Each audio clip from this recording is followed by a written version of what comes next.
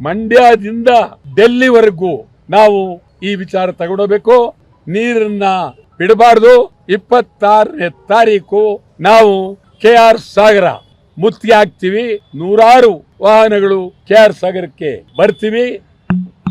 ನೀರನ್ನ ಅಷ್ಟೊತ್ತಿಗಾಗಲೇ ಬಹಳ ಬಿಟ್ಟಿರ್ತಾರೆ. ಈ ಸರ್ಕಾರ ರಾಜೀನಾಮೆ ಕೊಡಬೇಕು, ಖಂಡಿತ ರಾಜೀನಾಮೆ ಕೊಡಬೇಕು. ಇವರು ಬಹಳ, ನನಗೇನು ವೈಯಕ್ತಿಕವಾಗಿ ದ್ವೇಷ ಇಲ್ಲ, ಖಂಡಿತ ರಾಜೀನಾಮೆ. ನಿಮಗೆ ಗೊತ್ತಿರಬೇಕು, ನಾವು ಬಂದ್ ಮಾಡಿದಾಗ ನಮ್ಮವ್ರೊಂದು 3 ಜನನ ಕರ್ಕೊಂಡು ಹೋಗ್ಬಿಟ್ಟು ಬಂದ್ ಹಿಂದಕ್ಕೆ ಪಡೆದಿದ್ದೀವಿ ಅಂತೇಳಿ ಅವ್ರ ಕೈಲಿ ಹೇಳಿದ್ಬಿಟ್ರು. ಬಂದ್ ಕೊಟ್ಟವ್ರು ನಾವು, ಬಂದ್ ವಿರೋಧಿಗಳು ಹಿಂದಕ್ಕೆ ಪಡೆದಿದ್ದೀವಿ ಅಂತ ಹೇಳ್ಬಿಟ್ರು. ಇವತ್ತು ನಿಜವಾಗ್ಲೂ ಕನ್ನಡ ಸಂಘಟನೆಗಳನ್ನ DK ಶಿವಕುಮಾರ್ ಹೊಡೆದಾಕ್ತಾರೆ, ರೈತ ಸಂಘಟನೆ ಹೊಡೆದಾಕ್ತಾರೆ, ಯಾರಿಗೂ ಹೆದರಲಿಲ್ಲ, ನೀರನ್ನು ಬಿಡ್ತಾರೆ.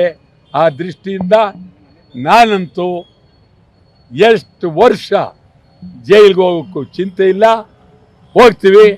ನೀರನ್ನು ಬಿಟ್ಟಿರುವ ಸರ್ಕಾರದ ವಿರುದ್ಧ ನಾವು ಈಗ ಸತ್ಯಾಗ್ರಹ ಮಾಡ್ತೀವಿ.